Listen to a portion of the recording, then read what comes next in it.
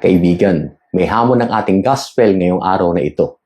Magandang araw po sa inyong lahat. Ako po si Alvin Fabella at ngayong araw na ito, tayo mag-reflect sa Aklat ni Mateo, chapter 5, verses 38 to 42.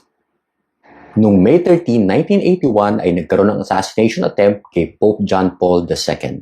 Ginawa ito ng isang Turkish na lalaki na ang pangalan ay Mehmet Ali Agca. Binaril niya ang mahal na papa at tinamaan ito sa may sikmura at ang pangalawa naman ay dumaplis sa kanyang puso. Sinugod sa ospital at pagkatapos ng 5 oras na operasyon, salamat sa Diyos at nabuhay nakasurvive ang mahal na papa. Pero hindi lang ito ang milagro sa kwentong ito. Pagkat after 2 years, pagkatapos po ng 2 taon, ay dinalaw ni Pope John Paul II sa kanyang bilibid si Mehmet. Nag-usap sila ng mga 20-30 minutos.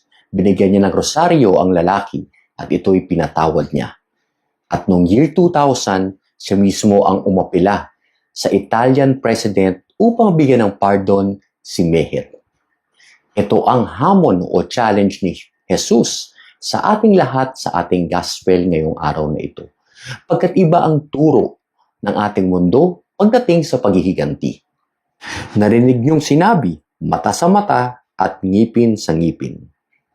Kabaliktaran ang turo ni Jesus sa ating lahat. Ngunit ako ang nagsasabi sa inyo, huwag niyong labanan ang masamang tao. Sa halip, kapag sinampal ka sa kanang pisngi, iharap mo rin sa kanya ang kabila. At kung sinakdal ka sa hukuman ng sinuman at nakuha ang iyong damit, hayaan mong makuha rin niya ang iyong balabal.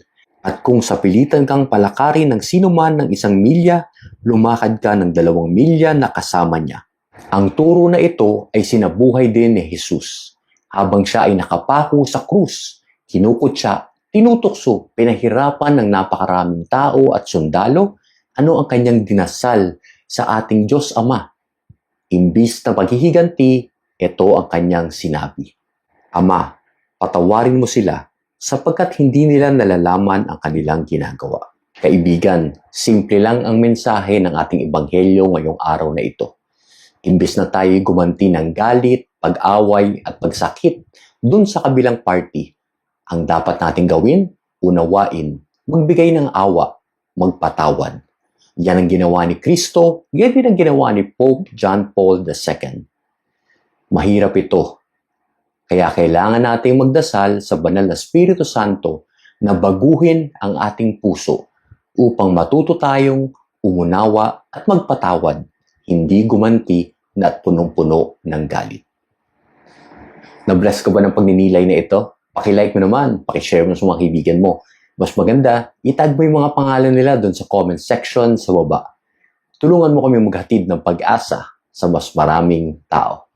God bless your week!